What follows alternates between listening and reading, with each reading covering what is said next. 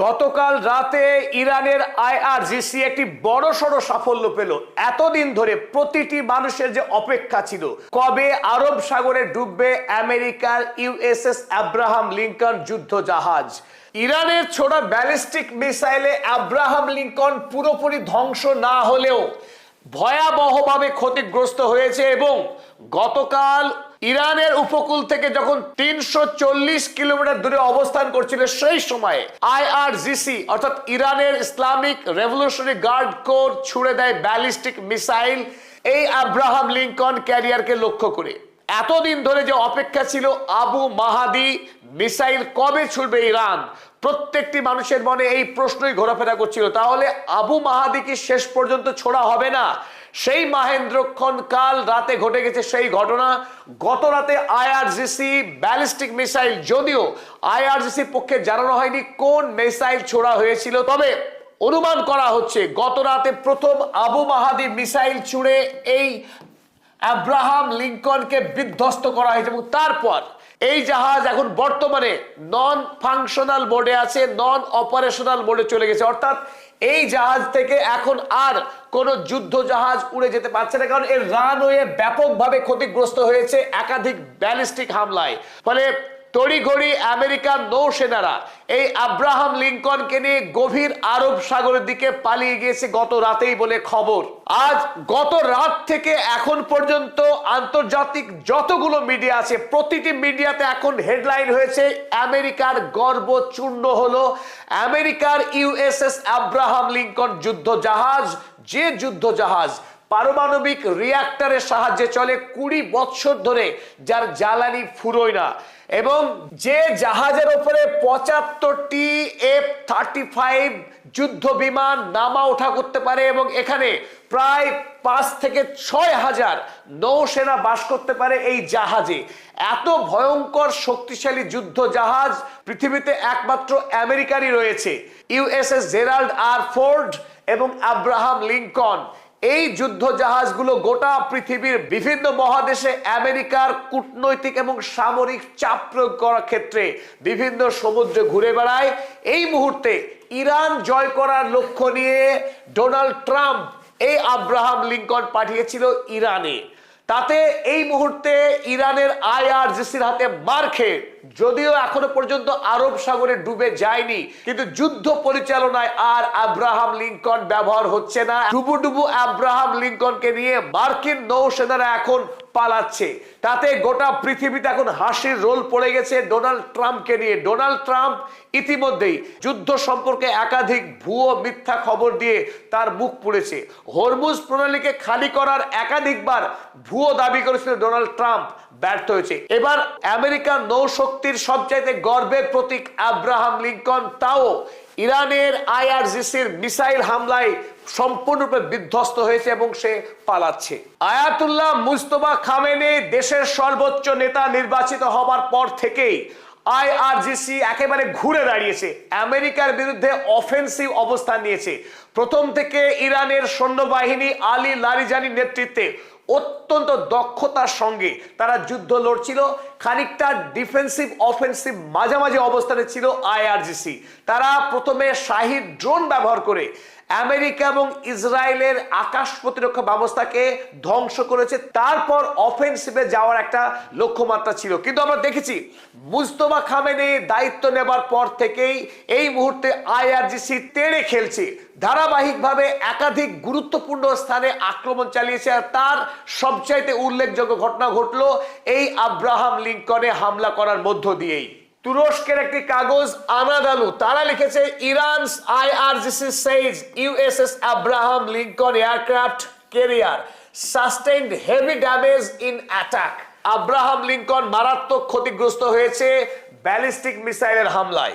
একই খবর ছেপেছে ভারতের the Times of India. Times of India লিখেছে, IRGC navy claim that its ballistic missile struck the US aircraft carrier USS Abraham Lincoln, rendering it non operational. ইরানের IRGC Abraham লিঙ্কনে হামলা করবার পর এই যুদ্ধজাহাজ সম্পূর্ণ নন অপারেশনাল, অর্থাৎ এই যুদ্ধজাহাজ আর ব্যবহারের উপযোগী নেই। And forcing it to retreat from the gulf waters, এবং এই ওমান উপসাগর থেকে বহু দূরে পালাতে বাধ্য হয়েছে এই মুহূর্তে ইউএসএস আব্রাহাম লিঙ্কন যুদ্ধজাহাজ। অপরদিকে 2 নম্বর গুরুত্বপূর্ণ ঘটনা গতকাল ঘটেছে ইরাকে।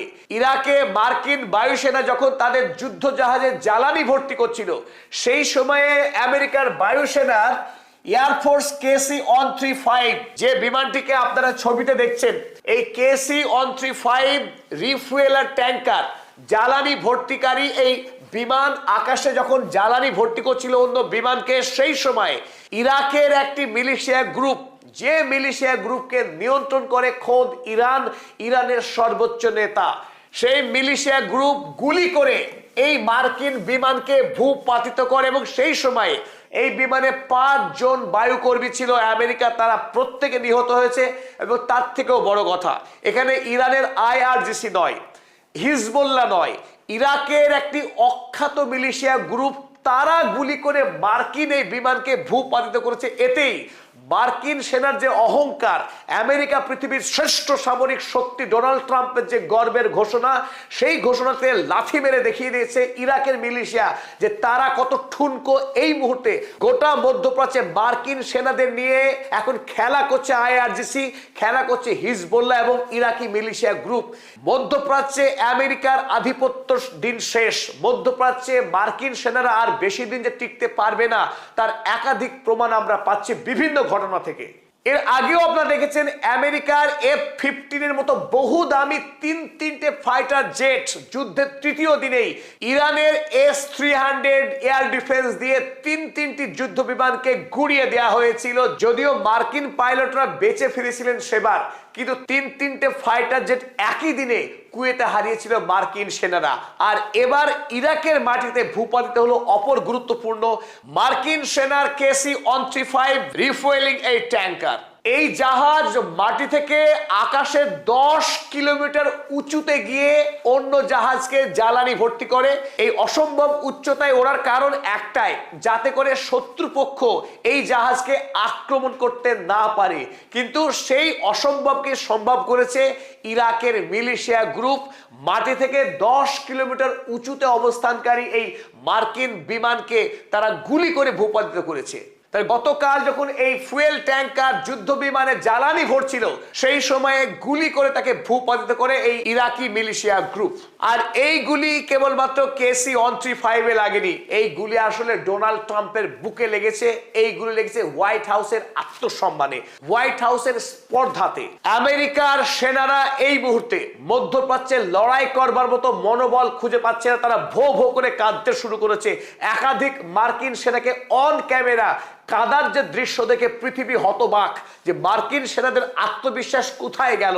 এই পিডোফাইল পাগল রাজা ডোনাল্ড ট্রাম্পের শাসনাধীন সময়ে আমেরিকার মার্কিন সেনারা হতাশ, অসহায় বোধ করছে। এই মুহূর্তে মার্কিন সেনাদের দুঃসময় কাটছে না, একটার পর একটা দুর্ঘটনা ঘটে চলেছে এখন মার্কিন সেনাদের।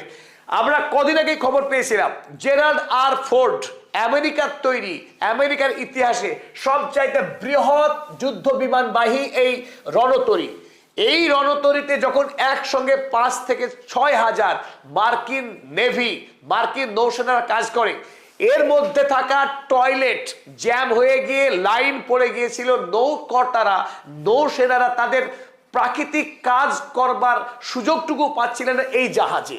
গতকাল ইরানের IRGC এই যুদ্ধ জাহাজে কোনো ব্যালিস্টিক মিসাইল ছোড়েনি, অথচ এমনি কাল একাধিক জায়গায় আগুন ধরে গিয়ে দারুণ বিপত্তিতে পড়ে যায় এই আমেরিকান সার্ভিসম্যানরা।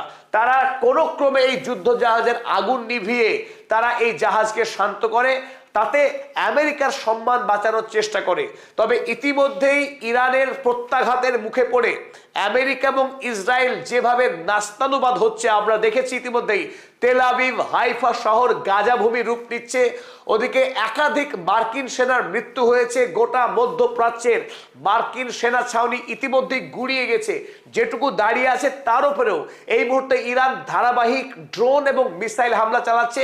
যেটুকু বাকি ছিল ইউএসএস আব্রাহাম লিঙ্কন এবং Gerald R Ford, USS Abraham লিঙ্কনে ইতিমধ্যেই মারাত্মক মিসাইল হামলা হয়েছে এবং সেই জাহাজ যুদ্ধে ব্যবহারের অনুপযোগী হয়ে পড়েছে। অন্যদিকে এখন রয়েছে ইউএসএস জেরাল্ড আর ফোর্ড, তাতেও গায়েবী আগুন লেগে যাচ্ছে এই মুহূর্তে। আর এই খবর চেপেছে আমেরিকার ধনী লোকদের জার্নাল ওয়াল স্ট্রিট জার্নাল। তারা লিখেছে 2 US sailors injured in a fire on aircraft carrier USS Gerald R. Ford। শুধু আগুন লেগেছে তাই নয়, এই জেরাল্ড আর ফোর্ডে আগুন লেগে দুজন মার্কিন নৌসেনা মারাত্মকভাবে আহত হয়েছে এবং ক্ষয়ক্ষতির পরিমাণ বিস্তর, যদিও তা লেখা হয়নি। আমেরিকা এই মুহূর্তে উদ্বিগ্ন। ডোনাল্ড ট্রাম্প কখনো তার জামাই, কখনো তার ব্যক্তিগত সচিব স্টিভ উইটকফকে দায়ী করছে এই যুদ্ধের জন্য। এখন তিনি কখনো হুমকি দিচ্ছেন ইরানকে, কিন্তু যুদ্ধ শেষ করবার, যুদ্ধ থেকে পালাবার পথ খুঁজছেন যে কোনো মূল্যে ডোনাল্ড ট্রাম্প। এই মুহূর্তে আমেরিকার জন্য দুঃসংবাদ, মধ্যপ্রাচ্যে ইরান হামলা করে জিততে এসে আমেরিকা পরাস্ত হয়ে পৃথিবীতে নাস্তানুবাদ হয়ে তার যে শ্রেষ্ঠত্ব, সামরিক এবং অর্থনৈতিক যে গর্ব, সেই গর্ব আরব সাগরে ডুবে যেতে বসেছে। ওদিকে ইরান, যাকে আমেরিকা, ইউরোপ,